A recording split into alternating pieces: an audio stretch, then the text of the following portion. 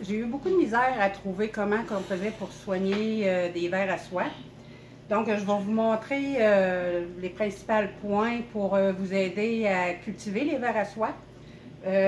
Vous pouvez les commander en neuf ou les commander petits ou déjà à bonne grosseur pour vos reptiles. Bon, pour commencer, j'ai mon plat à nourriture ici. C'est de la nourriture exprès pour les vers à soie. Puis c'est la seule nourriture qu'on peut prendre. Comme vous pouvez entendre, on a beaucoup d'animaux ici. Pour se dépanner, disons qu'on manque de nourriture, on peut donner un morceau de carotte pour une journée ou deux. Mais sinon, c'est vraiment ça qui est pour les vers à soie, ça se commande. C'est dispendieux, donc je vais vous montrer comment est-ce qu'on s'en sert. Moi, j'ai mon papier cellophane ici que je mets toujours sur ma nourriture de vers à soie pour pas que ça chesse. Puis, je mets un moton là. Et puis après ça, je l'écrase pour faire comme une feuille. Un peu plus épaisse qu'une feuille. Puis, j'ai mes petits quadrillages ici qui empêchent la nourriture de toucher direct aux excréments. Que je mets dans le plat. Ensuite, je prends mes vers à soie. Et puis, je les mets dessus.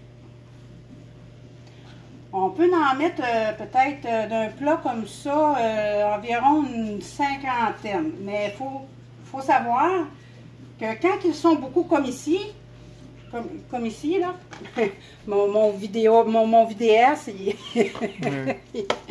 ici, il y a beaucoup trop de vers à soie. Fait que c'est ce qui fait, comme que vous pouvez voir, j'ai des petits vers, j'en ai des moyens, des plus gros. Il y en a je ne sais pas trop qu'est-ce qui se passe, mais j'ai remarqué que quand il était beaucoup, il y en avait qui avaient plus de misère à grossir. Fait que j'aime mieux qu'il soit moins, puis c'est ça. Ici, c'est la vieille nourriture qu'il y avait avant que je l'enlève, comme vous pouvez voir, là. Elle a chassé. Moi, je la change aux 36 heures environ. Puis, ce qui est important aussi, je vais vous montrer. J'avais déjà commencé avant de commencer la vidéo. J'ai eu l'idée pendant que je le faisais. Fait que si ça peut servir à quelqu'un, je vais être bien content. En dessous de mon quadrillage, il y a toujours des excréments. Fait qu'il faut toujours nettoyer avec de l'alcool de préférence. Puis avant de remettre les verres dedans, ben, on attend que ça soit sec. Il faut toujours enlever ça, les crottes, là, les excréments des vers à soie. Ils n'ont pas besoin d'eau, le moins d'humidité possible. C'est pour ça que sur les couvercles, j'ai mis j'ai collé un moustiquaire pour qu'il y ait de l'aération. Parce qu'à l'humidité, ils vont pourrir carrément, là. Donc, c'est ça. Ça peut prendre un mois avant qu'ils viennent de cette grosseur ici. Puis, quand ils vont être tannés de grandir, ils vont se transformer en cocon.